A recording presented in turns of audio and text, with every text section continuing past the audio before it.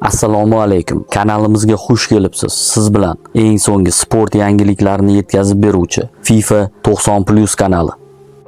O'zbekiston U17 termasi bosh murabbiyi Islombek Ismoilov navbatdagi o'yin xususida to'xtaldi. Kecha ham aytganimdek, og'ir o'yin bo'ldi. Chunki Paragvay termasi butun dunyoda o'z o'rniga ega termalardan biri hisoblanadi. Uchrashuvdan oldin o'ylagan hamma rejalarimiz amalga oshdi. To'g'ri, xatolar bor, lekin birinchi o'yin hayajon bilan bog'liq. Paragvay qur'ada birinchi savatchadan o'rin olgandi. Ushbu termani guruhdagi eng jiddiy raqib desa bo'ladimi yoki eng jiddiy raqib Irlandiyami? Boshqa guruhlarda bitta yaqqol outsider bor, lekin bizning guruhda unday jamoa yo'q. Irlandiya ham o'ziga yarasha kuchli jamoa. Kechagi o'yinda ular nimalarga qodirligini, qanday potensialga ega ekanligini ko'rsatishdi. Shu bilan birgalikda Panama termasini ham hisobdan chiqarmaslik kerak. Bu yosh toifasida har qanday natija bo'lishi mumkin. Shu sababli Irlandiya termasini ham yaxshilab o'rganib chiqdik. Shuni ko'rdikki, ularning Paragvaydan kuchli tomonlari bo'lsa borki, kuchsiz tomonlari yo'q. Asilbek Aliyev Paragvayga qarshi o'yinda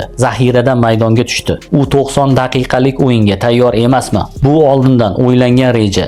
Asilbek Aliyev orqali bungacha ham zaxiradan o'yinga qo'shib, o'yinni kuchaytiramiz va buni doimiy amalga oshiramiz. Bu turnirdagi O'zbekistonning minimum vazifasi nima? Har bir terma o'z oldiga katta maqsad qo'yadi. Hozirgi holatda birinchi maqsad guruhdan chiqish, undan keyin bosqichma-bosqich g'alabalar qozonib, eng yuqori bosqichni qo'lga kiritish. Irlandiya to'liq o'rganib bo'lindimi? Albatta, Irlandiyaning kechagi va undan oldingi o'yinlarini ko'rib, o'rganib chiqdik va ushbu o'yinga tayyorgarlikni boshladik, dedi bosh murabbiy. U17 Jahon chempionati guruh bosqichi ikkinchi turdan o'rin olgan O'zbekistonga qarshi o'yin oldidan Irlandiya bosh murabbiyi Colin O'Brien o'z fikrlarini bildirdi. Shogirdlarimning ochilish o'yinidagi natijasi juda ham xursand qildi. 4 ta gol, ajoyib start degani. Birinchi o'yindagi g'alaba futbolchilarga ancha yengillik berdi. Ularda hayajon kamaydi, lekin O'zbekistonga qarshi o'yingacha yaxshilanishimiz kerak bo'lgan jihatlar ham bor. Shanba kuni kechqurun O'zbekiston bilan o'ynaymiz.